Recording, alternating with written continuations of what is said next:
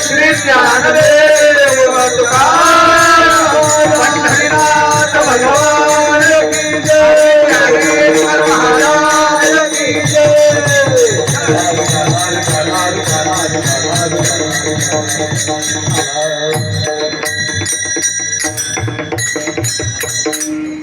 आज असा योग झाला बाबांच्या कथेच्या ठिकाणी आरतीचा योग झाला आणि पुन्हा आता कीर्तनामध्ये आपले सगळ्यांचे हृदयामध्ये ज्यांनी स्थान संपादित केलेले आहे असे आदरणीय राजूमामा घोडे आपल्या या कीर्तनाच्या आणि या मंगल प्रसंगी उपस्थित आहेत. धन्यवाद. कुटुंबाच्या तर्फे विठ्ठल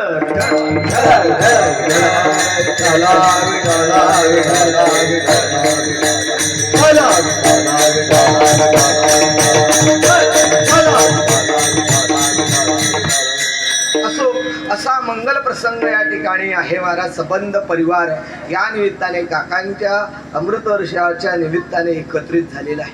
आपला सगळा कुटुंब आपल्या समोर एकात्रित गुण्या गोविंदाने सत्संग करतोय.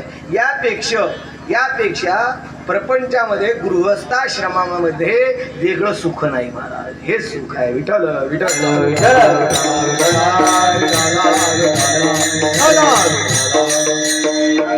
आयुष्यभर सर्व्हिस केली, शाळेमध्ये मुलांना तयार केलं, शिकवलं. शिक्षकाची जबाबदारी फार मोठी राहते महाराज. समाजाला उत्तम आणि चांगला नागरिक घडवून देण्याचं काम शिक्षक वृंद करीत असतात. आदरणीय राहतात. आपला मगाशी विषय झाला, जसं मातृदेव भव म्हटलं, जसं पितृदेव म्हटलं, भव म्हटलं, तद्वत वेदाने आपल्याला आचार्य देवो भव असं सुद्धा सांगितलं आहे. आणि योगायोग काकांचं हे आपण या ठिकाणी जन्मवर्ष साजरं करतोय आणि योगायोगाने ते शिक्षक होते. मुलांना घडवण्याचं काम हे महत्वाचं राहतं. आताच काय शिक्षण प्रणाली आहे त्याविषयी आत्ता मला बोलायचं नाही, पण महाराज पूर्वीच्या काळातली ही जी शिक्षक मंडळी होती ना, मला आजही आठवतं की आमच्या लहानपणी आम्ही असं म्हणायचो, छडी लागे आणि विद्या ही केस होते. फारच अवघड काम झालाय. पण जे पूर्वीचे होतं ना, कारण महाराज वयाच्या 20, 21, 15 तरी वर्षापर्यंत मार खावाच लागते आणि मार खाल्ल्याशिवाय विद्या येत नाही. म्हणून सांगण्याचं तात्पर्य आयुष्यभर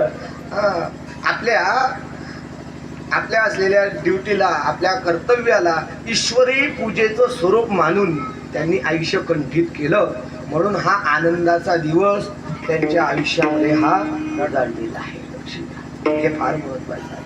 आपल्या ज्ञानोबारायांच्या शब्दामध्ये जर सांगायचं ठरलं तर महाराज आपल्या आई वडिलांना पितृस्थानी मानून त्यांची सेवा करणं हे फार महत्वाचं आहे. शारीरिक तपाचं वर्णन करीत असताना ज्ञानोबारायांनी त्या दृष्टिकोनातून वर्णन करून सांगितलेलं आहे. सकल तीर्थांची धुरे जी एका माता पितरे तये सेवेसी जीवे लोण की जी. सकळ तीर्थांची धुरे, सगळ्या अवनी तलावरती जितके काही तीर्थ असतील ती सगळे तीर्थ. धुरा कुठं असतो? तुम्ही आता जळगाव मध्ये राहणारे लोक, आमचे आसोद्यातले लोक सांगतात धुरा नाही, ते वेगळं राहतं, ते झुकून राहतं बाबा. धुरा शेत जे असतं ना, त्या शेताची जी चौशीमा असते, बांध हा, त्या बांधाला सुद्धा धुरा म्हणतात. विठ्ठल विठ्ठल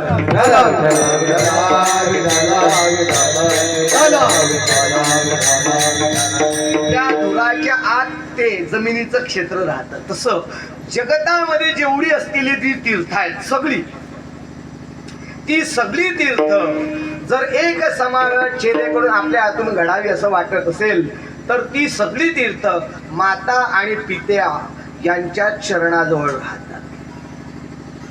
जोपर्यंत आई आणि वडील जिवंत आहे तोपर्यंत न वदावे जावे काशी.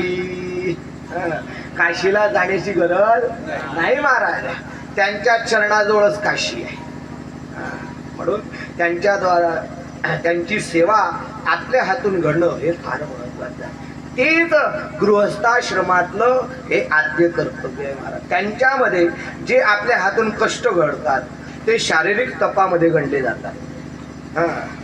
देव द्विज गुरुप्राज्ञम पूजनम शौचमार्जवम ब्रह्मचर्य महिंसाच शारीरं तप उच्यते. आणि असं तप आई वडिलांच्या सेवेमध्ये जर आपल्याला घडलं तर त्याला मोक्षासाठी वेगळं काही करण्याची गरज नाही. विठ्ठल विठ्ठल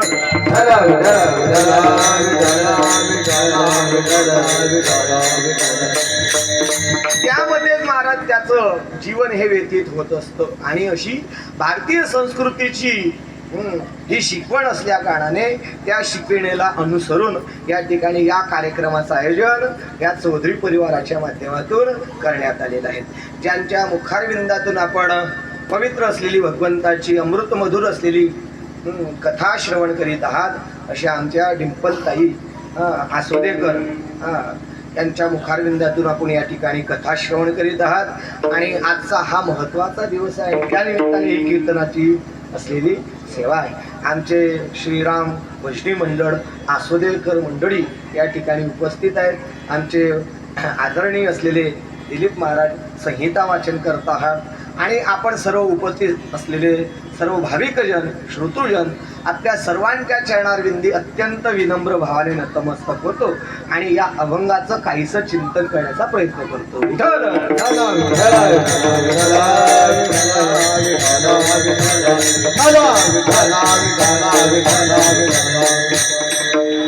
आमच्या सोबत आलेले आमचे हरिभक्तपरायण पवन महाराज आणि आमचा कसाही असलेला आवाज सुंदर रीतीने तुमच्यापर्यंत पोहोचवतायत आमचे सतीश दादा. तसा आमचा आवाज काही मधुर नाही आहे, जीवन महाराजांसारखा फारच कठीण आहे महाराज. आमचे निवृत्ती काका आहेत. असो सगळी प्रेमाची मंडळी आहे. सांगायचं तात्पर्य जगद्गुरु श्री तुकोबाराय या अभंगातून भगवंताशी संवाद साधत आहे. आणि संवाद साधत असताना देवाशीच कधीतरी संवाद साधायला पाहिजे माणसाची तर नेहमीच साधतो. तुकोबारायांचं विशेषत्व हे आहे महाराज. काय विशेषत्व आहे? तुकोबारायचं जीवनाचं आपण जर चिंतन केलं तर जीवनामध्ये सुख येऊ काय जीवनामध्ये दुःख येऊ का कुठली गोष्ट येऊ तुकोबारा या सगळ्या गोष्टी भगवंताजवळ सांगत होते. सगळ्या गोष्टी तुम्ही बघा अभंगच तसे आहे. एखाद्या दिवशी जर या संतापा आपल्या या संसारामध्ये कुठल्या प्रकारचं दुःख प्राप्त झालं तर त्याचं वर्णन तुकोबाराय देवाकडे करतायत. काय वर्णन करतायत? संसाराच्या तात्वयी तामुलोबी देवा करिता या सेवा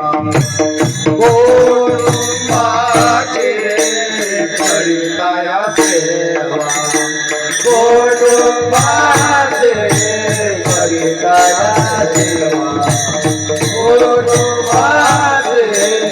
करिता या सेवा संसाराच्या ताब्यात आपलो देवा संसाराच्या ताब्यात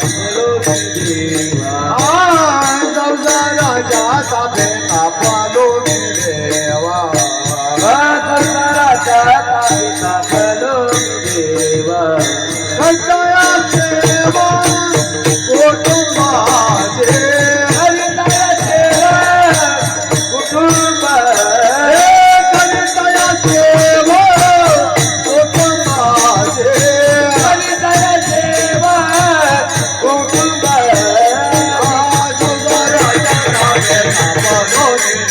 Baba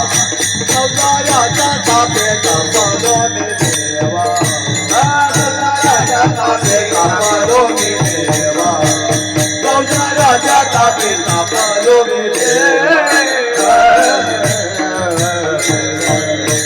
संसाराच्या तापे तापलो मी देवा. कुटुंबातील आनंदाचा प्रसंग असो, दुःखाचा प्रसंग असो, कुठलाही प्रसंग असो, तुकोबारायांनी माणसाजवळ नाही सांगितलं. आपलं सुख असो, आपलं दुःख असो, माणसाजवळ सांगायचं नाही. सुख सांगलं तर कलंक लागतं, दृष्ट लागते, आणि दुःख सांगितलं तर लोक चेष्टा करतात. विठ्ठल विठ्ठल सुख दुःख सुख दुःख देव निवार लीलभोग देव निवार लीलभोग देव जाऊ देवाची आगवा जाऊ देवाची आगवा जाऊ देवाची आगवा देव देव देव देव सावा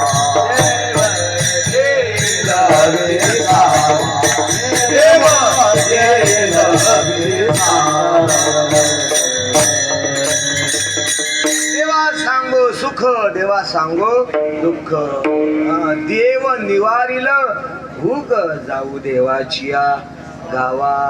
म्हणून महाराज आपलं सुख असो, दुःख असो, व्यक्तीजवळ सांगायचं नाही, देवाजवळ. देवाजवळ दिवाळा निघालं, कोणाजवळ सांगितलं?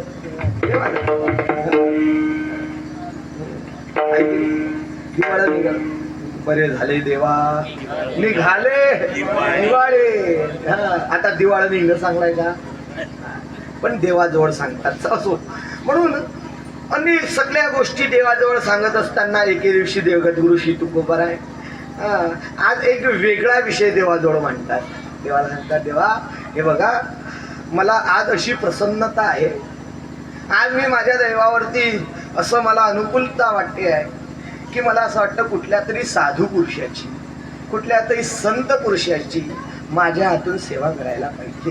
कारण महाराज सेवा सेवा असा एक भाग आहे की ज्यामध्ये जर आपण प्रवृत्त झालो, जर आपण सेवा केली तर ते या सेवेच्या मोबदल्यात आपल्या अंतःकरणाची शुद्धता होत असते.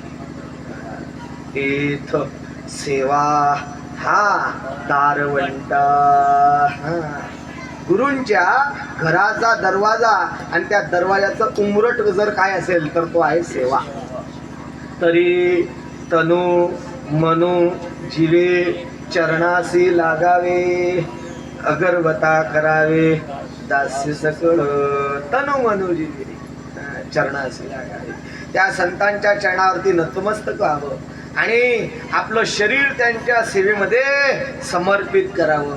असे जर कोणी साधक मला प्राप्त झाले तर त्यांच्या सेवेमध्ये माझं जीवन व्यतीत व्हायला पाहिजे. व भगवंतांनी तुकोबारायांशी संवाद साधला. आपल्याशी नाही बोलत नाही, आपल्याशी अजिबात बोलत नाही, कारण आपणच चॅनल म्यूट करून ठेवलेला आहे. विठ्ठल विठ्ठल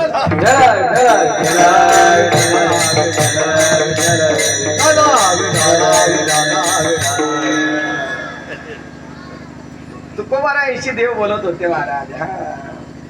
तुका म्हणे आम्हा एकांताचा श्वास ब्रह्मी ब्रह्मरस सेवू सदा. देवासोबत ते संवाद साधायचे.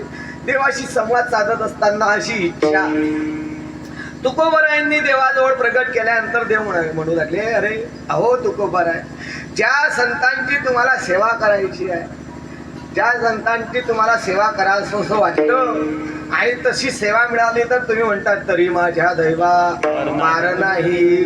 त्या सेवेला तुम्ही आपला भाग्याचा उदय समजतात. असे जे संत आहेत ज्यांची तुम्हाला सेवा करायची आहे, नेमकं त्यांचं स्वरूप कसं असायला पाहिजे ते तर सांगा. असं देवाने विचारल्यानंतर कोणाची सेवा आमच्या हातून घडायला पाहिजे त्याचं वर्णन अभंगाच्या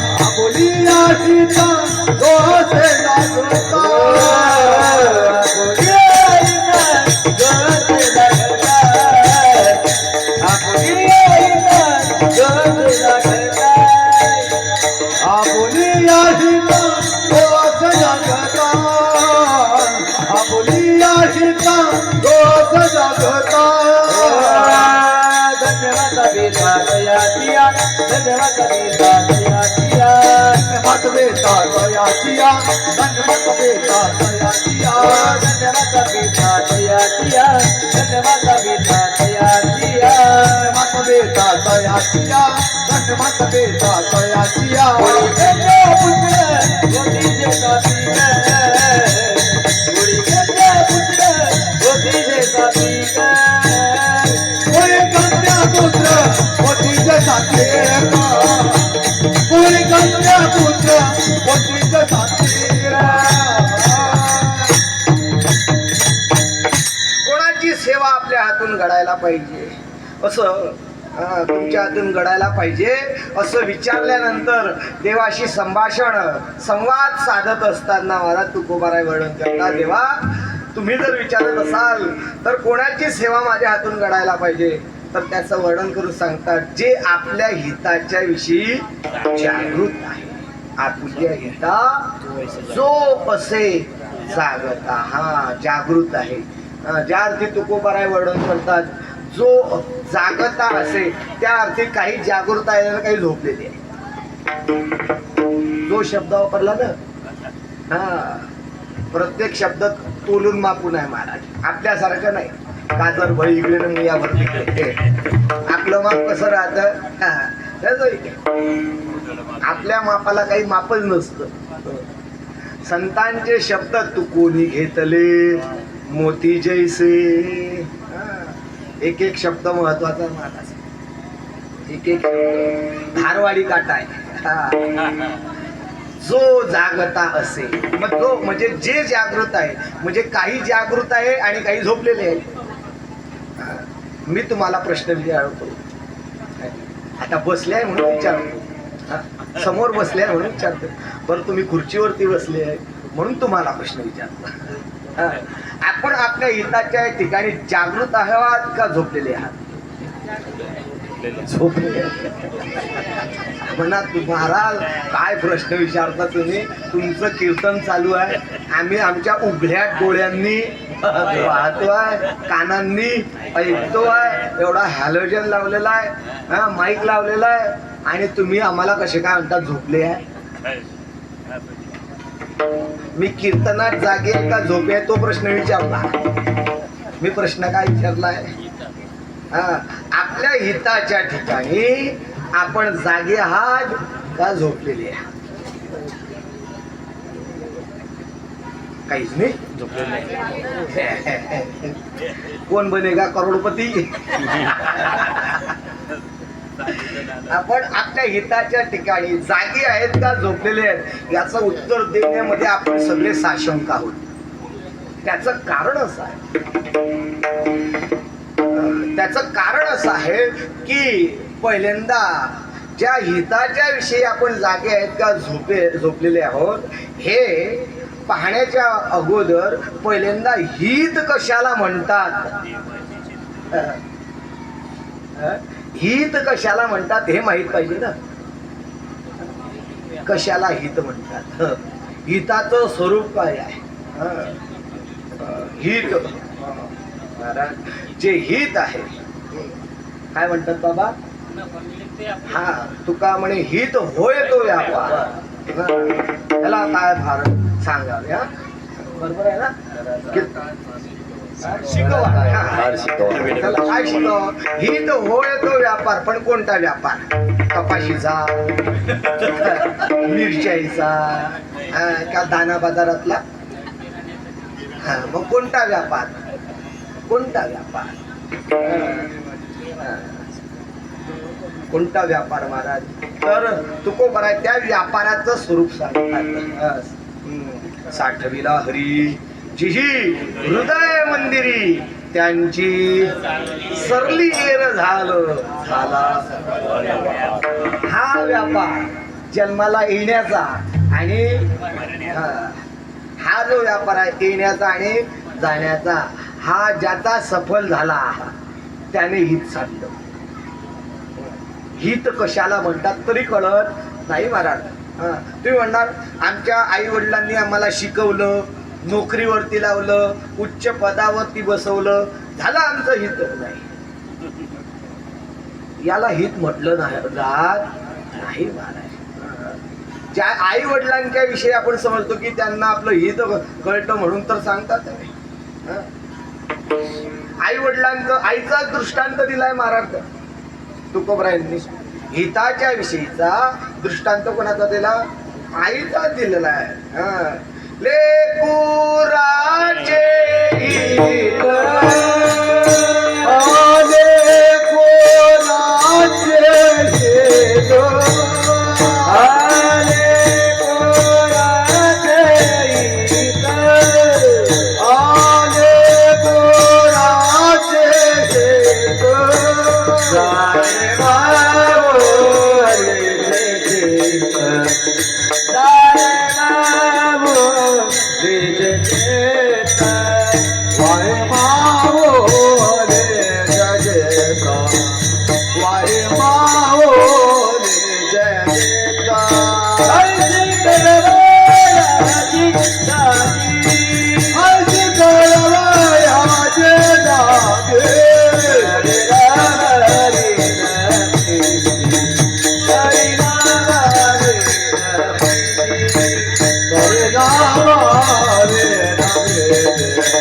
Hare Rama, Hare Rama.